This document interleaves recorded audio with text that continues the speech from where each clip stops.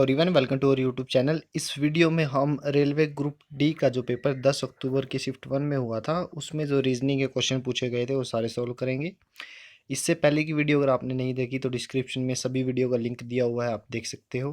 तो चलिए वीडियो को शुरू करते हैं। फर्स्ट क्वेश्चन है, दी गई श्रृंखला की अगली आकृति ज्ञात कीजिए। ठीक है, तो प्रश्न आकृति मैं नाम दे लेता हूँ 1, 2 एंड 3। हमें फोर्थ फाइंड आउट करनी है। ठीक है, तो आप देख सकते हो फर्स्ट जो आकृति दी गई है उसको 90 डिग्री क्लॉकवाइज रोटेट किया गया है, 90 डिग्री। ठीक है, तो आप तीसरी को भी 90 डिग्री पे रोटेट करोगे तो आपको इस तरह की कोई शेप मिलेगी। ठीक है ना, 90 डिग्री रोटेट करने के बाद आपको ये शेप मिलेगी। तो उत्तर आकृति में ऑप्शन जो बी है वो हमारा सही आंसर है। नेक्स्ट क्वेश्चन है, ये एम एन क्या है, मिरर है, और हमारी जो ये क्वेश्चन आकृति है। ठीक है ना, तो हमें आंसर निकालना है। अब बॉक्स का जो मिरर इमेज रहेगा बॉक्स ही रहेगा, उसके अंदर क्या है, एक सर्कल, सर्कल के अंदर सर्कल। ठीक है ना, तो अब बात आती है इस तरह की अरेंजमेंट है अंदर। ठीक है, और यहाँ पे मिरर लगा हुआ है। जो लाइन वर्टिकल है वो as it is mirror image में दिखेगी। ठीक है, अब बात करते हैं इस हिस्से की। ये जो है लेफ्ट साइड में है। ठीक है ना, हॉरिजेंटल जो एरो है वो लेफ्ट साइड में है, तो मिरर इमेज में ये राइट साइड में दिखेगा, यानी ये इस तरह की शेप होगी। तो ऑप्शन ए जो है वो हमारा सही आंसर है, और दिए गए ऑप्शन में ये दूसरे नंबर पे है। ठीक है ना। नेक्स्ट क्वेश्चन है, प्रश्न आकृति में विकल्पों में से कौन सी अगली आकृति है। नंबर रख देता हूँ 1, 2, 3, 4। अब 1, 2 में क्या रिलेशन है, एक को उल्टा कर दो तो हमें दूसरा मिलेगा। ठीक है, मतलब 180 डिग्री पे आप इसको रोटेट करवाओ, ऐसे क्लॉकवाइज या एंटी क्लॉकवाइज फर्क नहीं पड़ेगा, क्लॉकवाइज रोटेट करवा दीजिए तो हमें दूसरी आकृति मिलेगी। तीसरे को अगर मैं एंटी क्लॉकवाइज क्लॉकवाइज 180 रोटेट करवाऊंगा, 180 डिग्री, तो मुझे शेप मिलेगी ऑप्शन ए वाली। ठीक है, तो option A is the right answer. Next question है ब्लड रिलेशन का। ठीक है, अनिका ने एक लड़की का अपने पिता की, यानी ये अनिका है, मैं यहाँ पे लिख देता हूँ, अनिका है ये। तो अनिका ने एक लड़की का अपने पिता की एकमात्र बहन, यानी इसका पिता, ये इसका पिता है, यानी एफ फॉर फादर, तो अपने पिता की एकमात्र बहन, इसकी कोई सिस्टर है, एस फॉर सिस्टर। ठीक है, एकमात्र बहन की दूसरी बेटी के रूप में परिचय करवाया है। ये एक पहली बेटी है और दूसरी बेटी ये वो लड़की है, यानी यहाँ पे मैं लड़की लिख देता हूँ, तो इस ऐसे परिचय करवाया। लड़की अनिका के पिता की क्या है, ये लड़की और पिता में ये अनिका का जो फादर है क्या है, देखिए ये जो आदमी है यानी अनिका का फादर है, लड़की का मामा है। ठीक है, तो लड़की का रिलेशन बताना है तो लड़की क्या रहेगी, भांजी। तो ऑप्शन जो पहला है वो हमारा सही आंसर है। नेक्स्ट क्वेश्चन है, निम्नलिखित में से उस शब्द का चयन करें जो इस समूह से संबंधित नहीं है। तो हमें भिन्न को छांटना है। वर्ड शब्द क्या है, कैलेंडर, दिन, वर्ष और महीना। देखिए दिन, वर्ष और महीना समय को दर्शाते हैं। ठीक है ना, तो कैलेंडर जो है बाकी के 3 शब्द से अलग है, तो चौथे नंबर पे कैलेंडर का ऑप्शन है, ये हमारा सही आंसर होगा। नेक्स्ट क्वेश्चन है, मैथमेटिकल ऑपरेशन का माइनस को क्या दिखाया गया है, माइनस को गुणा। तो 9 गुणा 4, प्लस को लिखना है माइनस, गुणा का मतलब क्या है, भाग, और भाग का मतलब है जमा। तो सबसे पहले भाग सोल्व करेंगे, 14/7 2, 9 गुणा 4 36। ठीक है, तो 36 माइनस 2 प्लस का 6। अब सोल्व करेंगे प्लस, पहले 6 और 36 42, 42 माइनस 2 40, तो option B is the right answer. Next question है, विषम की पहचान करें। तो ए क्या है, वावल, एल टी वी ये क्या है, कॉन्सोनेंट। तो हमारा जो पहला ऑप्शन है वो सही आंसर है। नेक्स्ट क्वेश्चन का कथन क्या है, सेवानिवृत्त प्रोफेसर यानी रिटायरमेंट लिए हुए प्रोफेसर जिन्होंने उसी कॉलेज में काम किया को कॉलेज में सुधार हेतु सलाहकार समिति में शामिल किया जाना चाहिए। ये कथन है। कार्रवाई क्या हुई, प्रबंधन को अपने कर्मचारियों से सुझाव लेना चाहिए। देखिए ये गलत है, क्योंकि प्रबंधन अगर अपने कर्मचारियों से सलाह लेगा तो कुछ कर्मचारी एक्सपीरियंस्ड होंगे, कुछ एक्सपीरियंस नहीं होंगे, ठीक है ना जी। किन्हीं के पास एक्सपीरियंस है, किसी के पास नहीं है, तो ये बात तो गलत हुई। दूसरा क्या है, प्रबंधन को कॉलेज के विकास हेतु अनुभवी व्यक्तियों को शामिल करना चाहिए। ये बात बिल्कुल सही है। अनुभवी जिनके पास एक्सपीरियंस है उन्हीं से सलाह लेनी चाहिए, ठीक है। तो पहला जो ऑप्शन है केवल दो कथन अनुसरण करता है, ये हमारा सही आंसर है। नेक्स्ट क्वेश्चन है मिरर इमेज का। अब मिरर इमेज जो मिरर है नीचे लगा हुआ है, तो मतलब हमें इसकी वाटर इमेज फाइंड आउट करनी है, ठीक है।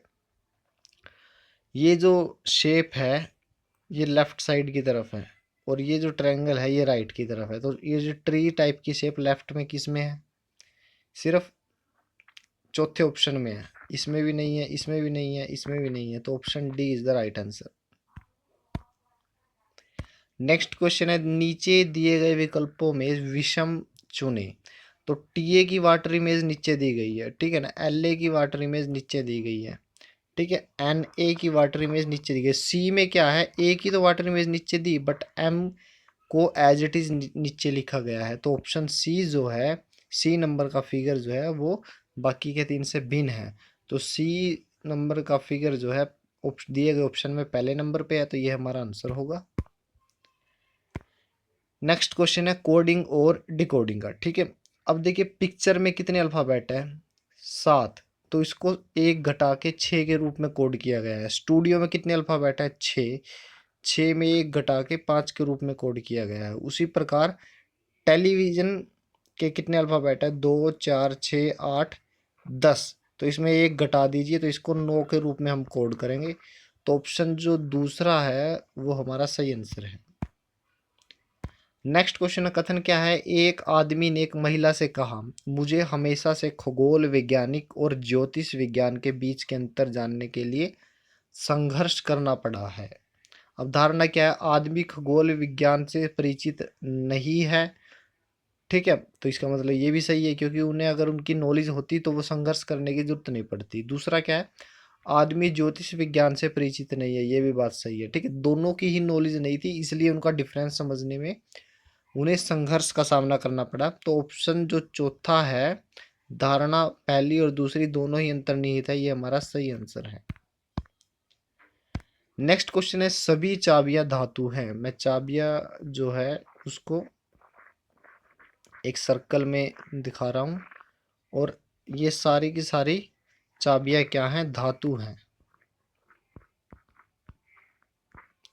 और कुछ धातु ताले हैं, कुछ धातु ताले हैं। अब देखिए इसके दो मतलब डायग्राम बनेंगे। पहले चाबी, जैसे चाबी, और फिर क्या है, धातु। अब दिक्कत क्या है, उसके बाद उसने बोला है कुछ धातु ताले हैं। अब एक डायग्राम तो ऐसे बनेगा, ताले। दूसरा डायग्राम कैसे बनेगा, चाबी,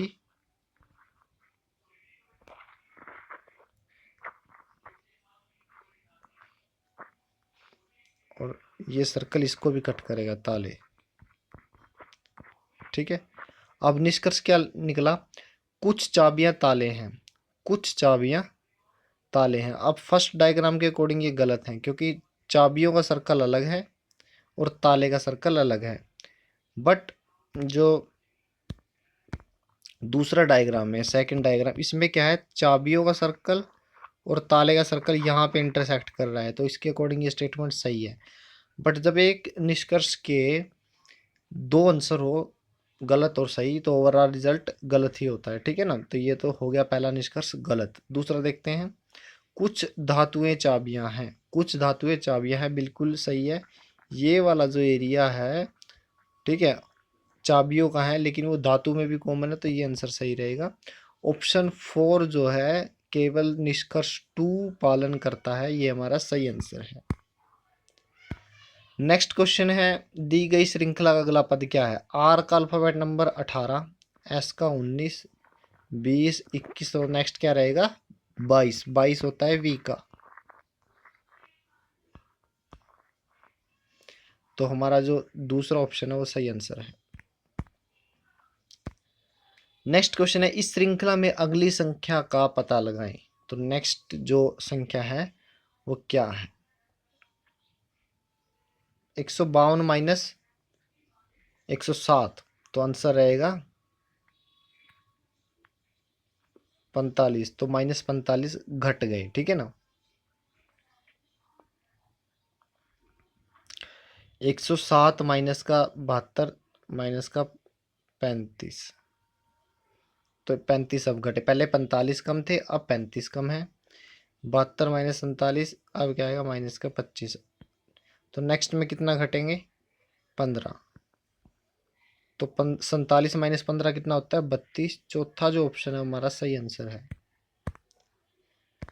नेक्स्ट क्वेश्चन है, कथन देखिए, एक विज्ञापन दर्शाता है कंपनी साक्षात्कार यानी इंटरव्यू के लिए बाहर से आने वाली उम्मीदवारों को यात्रा भत्ता प्रदान करेगी। ठीक है, मतलब जो ट्रैवलिंग है उसके लिए पैसे देगी। तो तर्क क्या निकला? कंपनी केवल बाहरी उम्मीदवारों का चयन करेगी, इसका कोई इससे इंटरव्यू से लेना देना नहीं है, तो ये तो हो गया गलत। दूसरा क्या है? कंपनी द्वारा केवल उस ट्रेन का किराया दिया जाएगा जो विज्ञापन में दिया गया है, ये भी गलत है। यात्रा भत्ता बोला है, ट्रेन का कोई जिक्र नहीं है, तो ये भी गलत होगा। दूसरा जो ऑप्शन है, न तो फर्स्ट और न ही सेकंड निहित है, ये हमारा सही आंसर है। नेक्स्ट क्वेश्चन है, हमें ये मिसिंग फिगर फाइंड आउट करना है। अब आप देख सकते हो पहला, तीसरा और चौथे में ये जो डार्क सर्कल है, ये वाला थोड़ा सा लाइनों वाला, ये लगभग एक जैसा है। ठीक है, ये ओड नंबर पे है, 1 3 5। तो इवन वाला, ये जो इवन पे है, ये वाला जो डार्क सर्कल है, ये चौथे में भी सेम होगा। चौथे में सेम होगा तो ऑप्शन दूसरा और चौथा तो हो गया गलत। फिर क्रॉस का निशान आप देखिए, ब्लैक वाइट ब्लैक वाइट, तो चौथा जो फिगर होगा उसमें क्रॉस का निशान वाइट होगा। तो ए और सी दोनों में ही वाइट है। अब बात करते हैं इसकी। फर्स्ट फिगर में नीचे एक वाइट एक ब्लैक, फिर वाइट फिर ब्लैक फिर वाइट सर्कल दिया गया है। फर्स्ट फिगर में क्या करिए, मैं कलर चेंज कर लेता हूँ। ये जो मैं रेड कलर से डिलीट कर रहा हूँ, फर्स्ट सर्कल को डिलीट कर दीजिए। ठीक है, वाइट वाले को। बचे कौन से? 4। नीचे वाले 4 नेक्स्ट फिगर में ऐड कर दीजिए। अब क्या करिए, जो पहले वाला ब्लैक सर्कल था उसको डिलीट करिए। बचे कितने? 3। 3 सर्कल को नेक्स्ट तीसरे फिगर में आप रख दीजिए। फिर सबसे पहले नंबर पे कौन सा है? वाइट। वाइट को हटा दीजिए। बचे कितने? 2। अब 2 जो सर्कल हैं वो यहाँ पे आएंगे। ठीक है, उन 2 सर्कल में से एक सर्कल क्या होगा? ब्लैक कलर का। ये मैं ये रेड भर रहा हूँ, आप इसको ब्लैक कंसीडर करें। तो इस हिसाब से हमारा जो आंसर है सी आंसर है। ठीक है ना, C will be the right answer. Next question है, ये फर्स्ट सेकंड थर्ड और हमें फोर्थ को फाइंड आउट करना है। ठीक है, आप नोटिस करोगे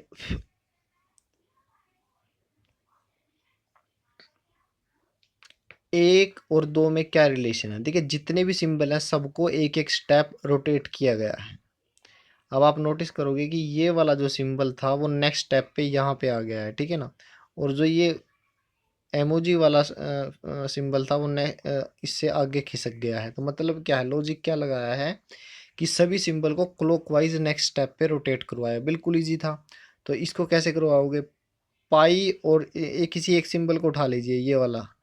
ठीक है ना, ये जो सिंबल है पाई, और देखिए ये वाला सिंबल पाई और एरो, ये नेक्स्ट स्टेप पे यहाँ पे होगा। ठीक है ना, यहाँ इस वाली पोजीशन पे। तो ऑप्शन ए जो है वो हमारा सही आंसर है, क्योंकि ये अगली पोजीशन पे आ गया। जितने भी सिंबल थे वो क्लॉकवाइज एक एक स्टेप आगे मूव कर गए। नेक्स्ट क्वेश्चन है, सन्नी पूर्व के सम्मुख है, यानी ये मैं डायरेक्शन दे देता हूँ। ये पूर्व है, ठीक है, उत्तर, दक्षिण, पश्चिम। अब जो है सन्नी जो है वो किसकी तरफ है, पूर्व की तरफ है, ठीक है। उसके बाद वह 45 दक्षिणावर्त मुड़ता है, दक्षिणावर्त मतलब क्लॉकवाइज, वो 45 क्लॉकवाइज डिग्री पे मूव कर गया। अब उसकी पोजीशन ये है। फिर 135 वामावर्त मुड़ता है, 135 यानी उल्टा ऐसे रोटेट करेगा एंटी क्लॉकवाइज। तो 45 डिग्री तो ये हो गया और 90 हो गया इससे आगे, तो मतलब अब इसकी पोजीशन, फाइनल पोजीशन ऐसे है, ठीक है। फाइनल पोजीशन को मैं नीले कलर से दिखा रहा हूँ। तो पूछा गया है अब वह किस दिशा की ओर सम्मुख यानी मुख करके खड़ा है, तो ये दिशा कौन सी है, तो उत्तर। तो दूसरा जो ऑप्शन है वो हमारा सही आंसर है। नेक्स्ट क्वेश्चन है, निम्न आकृति बनाने के लिए न्यूनतम आवश्यक रेखाओं की संख्या क्या है। इस आकृति को बनाने के लिए कितनी रेखाओं की जरूरत पड़ेगी, मैं अभी बना देता हूँ। 1 2 3 4 5 6 7 8 9 10 11 12 13, 13 लाइनों की जरूरत पड़ेगी। तो ऑप्शन तीसरा जो है वो हमारा सही आंसर है। नेक्स्ट क्वेश्चन है, ऑक्सीजन, नियोन और नोबल गैस को हमें वेन डायग्राम की फॉर्म में दर्शाना है। अब ऑक्सीजन जो है, ऑक्सीजन को मैं ओ से दिखा रहा हूँ, उसका एक अलग सर्कल बनेगा, ठीक है ना। और जो नियोन जो गैस है उसका एक अलग सर्कल, दोनों ही गैसेज हैं तो इनको मैंने अलग अलग दिखाया है। मैं थोड़ा कन्फ्यूजन ना हो, मैं थोड़ा सा दोबारा लिख देता हूँ। ऑक्सीजन इसका एक सर्कल और नियोन इसका एक अलग सर्कल। बट जो नियोन गैस है वो नोबल गैस की कैटेगरी में आती है, तो इसका एक बड़ा सर्कल भी बनेगा, नोबल गैस, नोबल गैस। तो ये जो डायग्राम है चौथे में है, तो जो फोर्थ ऑप्शन जो है वो हमारा सही आंसर है। नेक्स्ट क्वेश्चन है, उभयचर, कछुआ और खरगोश। देखिए उभयचर अलग कैटेगरी है, कछुआ अलग है और खरगोश अलग है, तो तीनों के अलग अलग सर्कल बनेंगे। तो हमारा जो तीसरा ऑप्शन है वो सही आंसर है। नेक्स्ट क्वेश्चन, कथन क्या है, शिक्षक ने कहा जिन लोगों ने प्रश्न संख्या 10 करने का प्रयास किया उन्हें 2 अतिरिक्त अंक मिलेंगे क्योंकि प्रश्न में टाइपिंग त्रुटि है यानी मिस्टेक है। निष्कर्ष क्या निकला, प्रबंधन की त्रुटि के कारण ग्रेस मार्क दिया जाता है। ये बिल्कुल सही बात है। दूसरा क्या, कई छात्रों ने उस सवाल को हल करने का प्रयास किया इसलिए शिक्षक ग्रेस मार्क दे रहा है। ये भी बात सही है, ठीक है। तो दोनों ही अनुसरण करते हैं, ये तीसरे ऑप्शन में दिया गया है, ये हमारा सही आंसर होगा। धन्यवाद।